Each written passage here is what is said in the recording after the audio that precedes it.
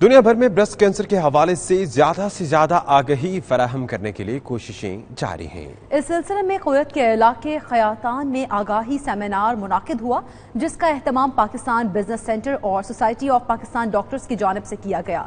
Seminar میں طالبات، اساتذہ اور پاکستانی کمیونٹی نے خواتین کی بھرپور شرکت تھی۔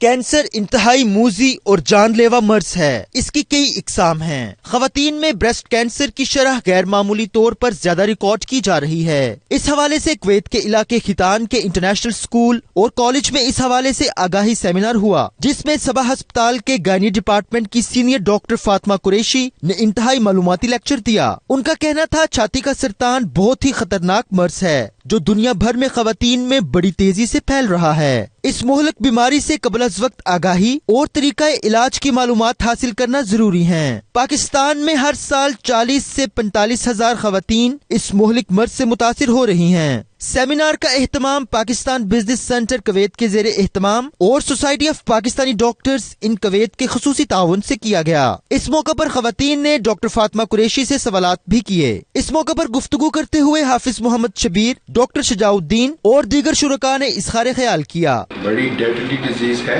یہ بڑی تیزی سے کینسر پھیلتا ہے جسم میں، نہ صرف یہ کہ بریسٹ میں بلکہ جسم کے دوسرے حصوں میں بڑی سپیڈ کے ساتھ پھیل جاتا ہے۔ تو اس کو جو ہی آپ اپنی جسم میں بریسٹ میں کوئی گلٹی محسوس کریں تو فوری طور پہ آپ اپنے، اگر آپ ینگ ہیں تو اپنی والدین کے ساتھ، اپنے شوہر کے ساتھ اور جو ہے یا کہ اپنے دوسری بہن بھائیوں کے ساتھ فوری طور پہ اس کو شیئر کریں کہ میں یہ چیز نارملٹی اپنی بریسٹ میں فیل کر رہی ہوں۔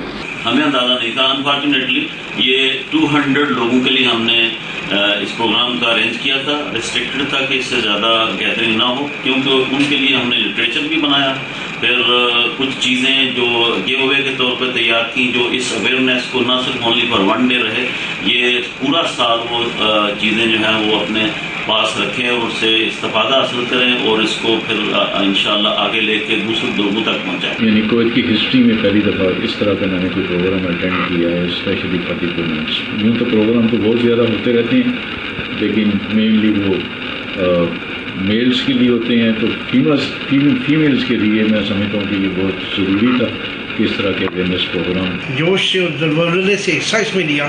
اس سے ثابت ہوتا ہے کہ یہ اتنا امپورٹنٹ ٹاپک تھا کہ انہوں نے بہت سے سوال پوچھے، اور میں ڈاکٹر فاطمہ کا اسپیشلی شکر گزار ہوں کہ انہوں نے بہت پیارے طریقے سے بچوں کی طرح ان کو سمجھایا۔